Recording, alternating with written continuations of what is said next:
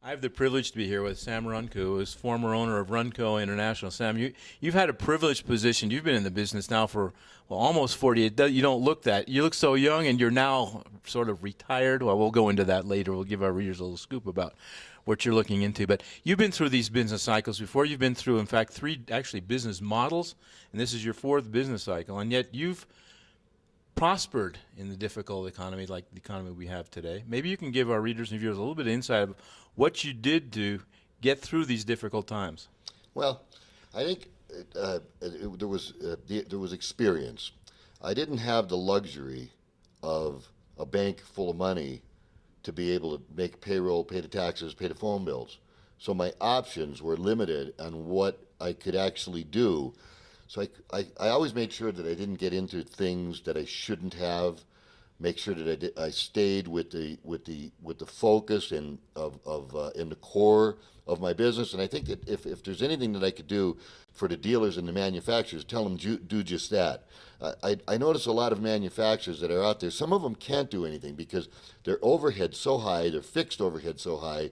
They've budgeted out so far, and they've got themselves into a point without an influx of cash, they're really in trouble, and there's not much you can do for that. Now, the smart ones that maybe have been through this before, what they should do and will do is stick with their core business. Don't try to mess around with things that are happening in retail stores that they can't possibly compete with, because they could do that in a good economy, because people don't mind paying a little bit more money, so they get a little bit in love with themselves and say, boy, they're coming to our store instead of going to the big guys or the clubs. Well, when the economy crunch comes up, the people are shopping through the internet and making sure that they're squeezing their pennies and all, and the dealers and the manufacturers should do just that. Make themselves bob and weave with the economy and act in a good economy like they're in a bad economy.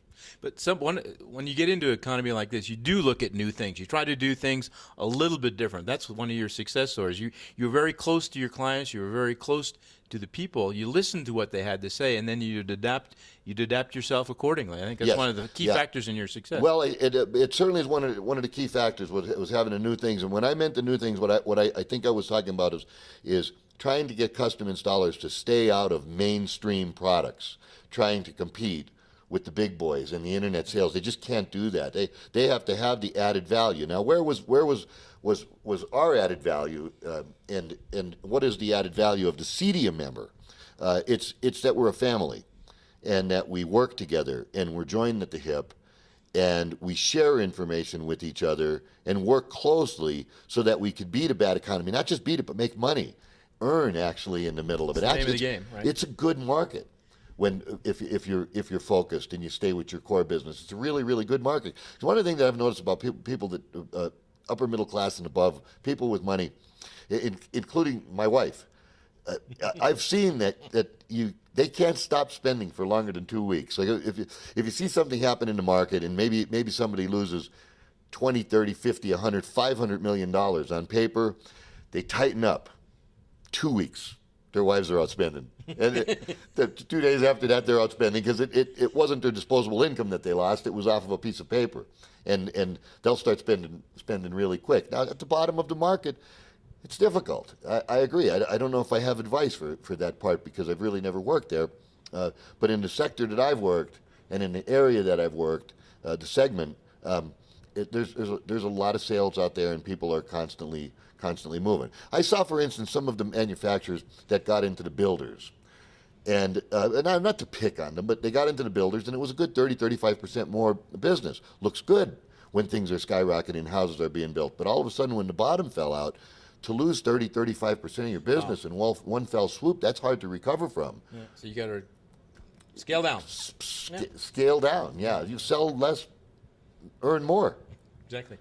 Well, with all this perspective, you're not going to stop here. You're going to do something new. Maybe you can give us a little insight of, where you're going to go, or a little bit of your insight about the market. Maybe that'll tell us where you're going to go if you don't want to. Well, a big part of my business was being part of the family. You know about the Mexico getaways, 250 people that we brought down there, that were our top dealers, people that won the contest, sales contest, and all, and for a number of different reasons.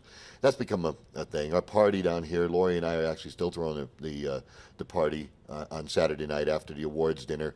So what we've tried to do, and not tried, it's innate.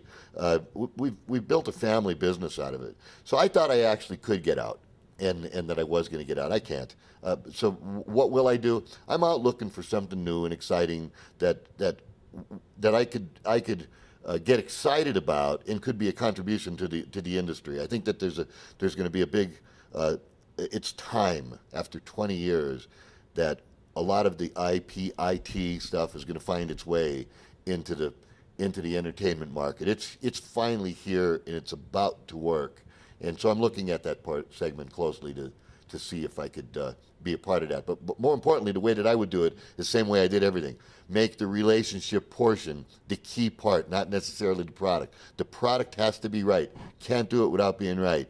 But the key portion is the relationships that I've always had with all of my dealers and reps and everybody else in the industry, including the relationship that I've always kept neutral with all my manufacturer friends. I never dig them. I never prod. I don't say negative things about them. I never will. Well, the name of the business is people, and even if there is internet where you can buy at a certain price, a lot of it comes back to people and knowing people and working with people and working together. I mean, yes. For instance, a lot of the internet sales and the do-it-yourself sales and the club sales are not in my customer's best interest. Actually, they're losing out by doing that because they may save a few dollars in the front, but they're not people who really like to do things for themselves. They want to be handled, and they need the kind of people who were part of my dealer base to be able to do it. That's why we're called custom install. And what happens is that person sooner or later realizes, okay, I shouldn't have done that. What do I do with this TV now? You know, and the question always comes up to the custom installer: will you install it? And the answer is usually no. Sell it to somebody, and we want to put in the stuff that we sell and service because those are the things we could back you with, and that's where our core strength is. Okay, Sam. Well, I guess we'll be seeing you a little more in Europe. Let's hope. Hey, Bob. Thanks again. Always a pleasure talking to you. It's been a pleasure. Thank you very much.